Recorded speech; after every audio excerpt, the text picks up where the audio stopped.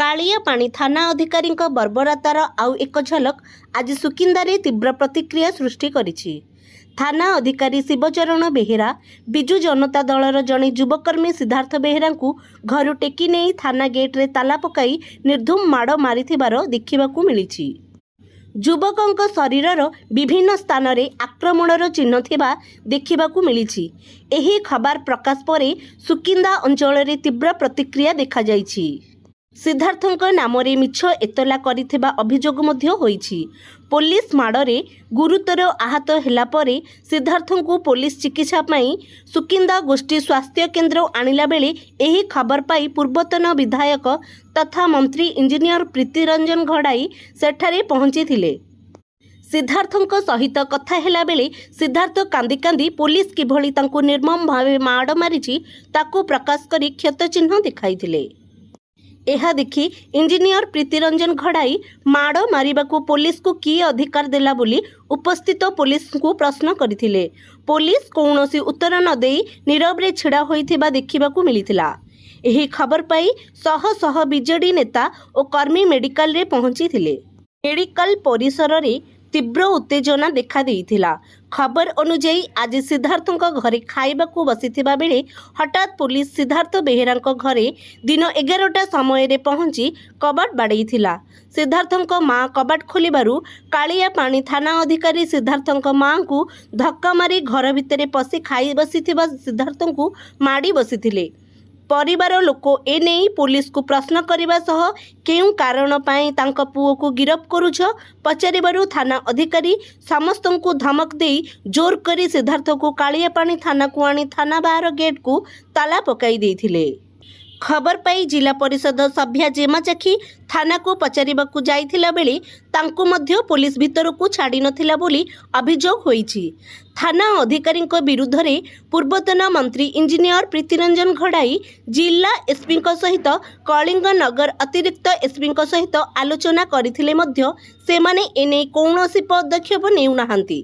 गतकाली घटना परे पूर्वतन मंत्री प्रीतिरंजन घड़ाई और स्थानीय जनप्रतिनिधि माने जाजपुर एसपी को भेटिबा सह तुरंत कार्यानुष्ठान नेबा पई दाबी करिसंती। एहा सहित घड़ेई कहिसंती सुकिंदा मु किंबा साधारण जनता सुरक्षित नुहंती, मते बोमा पकाई मारिबाकू चक्रांत करा जाइथिला। एहा सहित घड़ेई कहिसंती सुकिंदा मु किंबा साधारण जनता सुरक्षित नुहंती, मते बोमा पकाई मारिबाकू चक्रांत करा जाइथिला। एहा सहित श्रमिक संघ भंगारुजा करथिले। एहा पूर्वरु पुलिस उपस्थिति रे बीजेडी युवकर्मी को मारिबा सह अपहरण भली अनेक घटना घटिछि, किंतु पुलिस विभाग काहेकि चुप बोली प्रश्न करिसंती। आम सरकार समय एमिति हेउनथिला। सुकिंदा एक माओवादी अंचल थिला। बीजेडी समय रे पुलिस विभाग सह जनप्रतिनिधि मध्य मिसी सेमानकु मुख्य स्रोत आनिथिला, किंतु एभली जदि पुलिस दमन लीला चले, जदि आउ जणे भी केही माओवादी सृष्टि हुअंती ताहाले एहा पई पुलिस दायी रहिबे बोली घड़ेई कहिथिले। एहा सहित पुलिस भूमिका कौन ताहा बुझाइबा सह एहा उपरे जदि तुरंत कार्यानुष्ठान न हुए आगको बड़ आंदोलन करि दिए जिवो बोली घड़ेई कहिसंती। संपूर्ण भाव रे आईन व्यवस्था एभली भाव रे घुसुड़ी जाइछि। से विषय रे किछि आलोकपात करबा को हम आसीथिलु। समस्त जनप्रतिनिधि एवं समस्त जनसाधारण आसीथिले आज एसपी को भेटी आलोचना करबा पई किभली भाव रे अंचल सुरक्षित रहिबो, शांति बजाय रहिबो, से विषय रे आलोचना करिथिलु।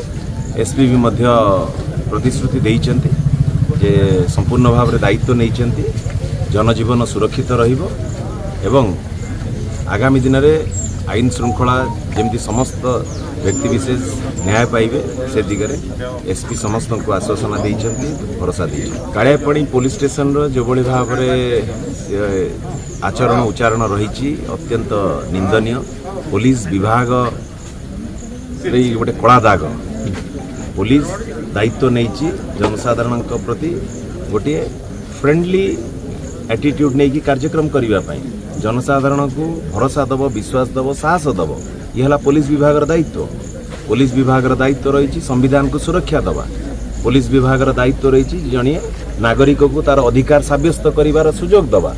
किंतु आज तार विपरीत देखा देछि जेतेबेले से आज सिद्धांत बेहेरा गोटे युवकटी जे निजर गोटे ओपिनियन जे रखुची सोशल मीडिया प्लेटफॉर्म रे जोटा गोटे कॉग्निजेबल ऑफेंस भी नुह आज आपण माने भी गणमाध्यम आज विपद रे भी मु कहि दिए आपण माने भी निजर जोटी मत रखिबे आपण को आईसीआईसी उठे नहीं बाडेबो ये भी हेई पारे तेणुक समस्त संविधान अधिकार देइछि भारत वर्ष रे तमर निजर मत सब्यस्त करबा तेणुक समस्त नागरिक किभଳି भाव सुरक्षित रहिबे तांकर निजर अधिकार सब्यस्त करि परिबे से दिगरे आमे समस्ते आसीछु एवं आगामी दिन में जदि ठीक बाटरे न आसंती पुलिस प्रशासन ताको जनसाधारण ठीक बाट को नहीं।